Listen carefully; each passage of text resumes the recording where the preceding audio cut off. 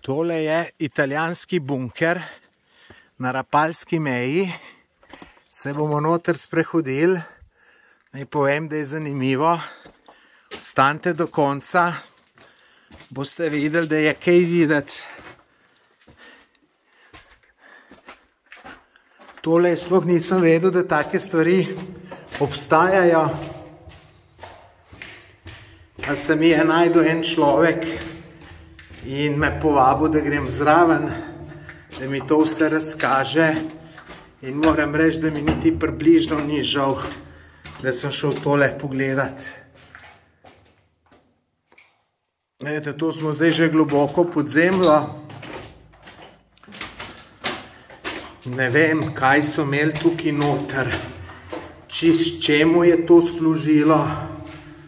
Ali so tukaj bili ljudje, ali so imeli samo municijo, ali so bile to samo za komunikacijo. Vidite, tukaj je pol gre rov ven, ampak ta je zasut. Zdaj grem pogledati pa še na drugo stran. Na drugi strani pa boste videli, ni zasut, se pa da ven prideti. In tam, ko prideš ven, je pol verjetno neka opazovalna točka bila, pa tudi neka bojna. Se pravi, tam so bili ljudje s puškami, mogoče s kakšnim topom manjšim, in so nadzirali cesto, mejo in tako naprej. Evo, lejte, to je zdaj tukaj ta izhod. Se bomo malo gor sprehodili. Upam, da bo šlo.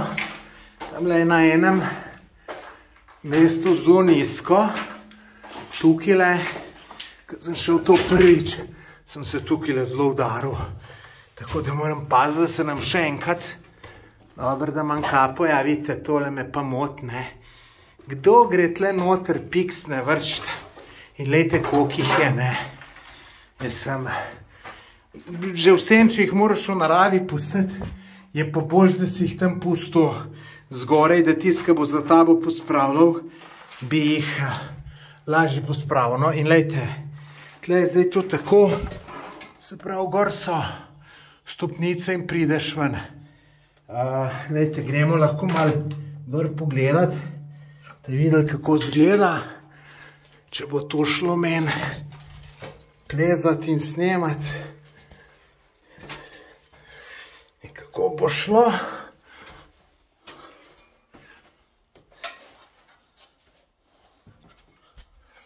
Zdaj moram telefon odložiti.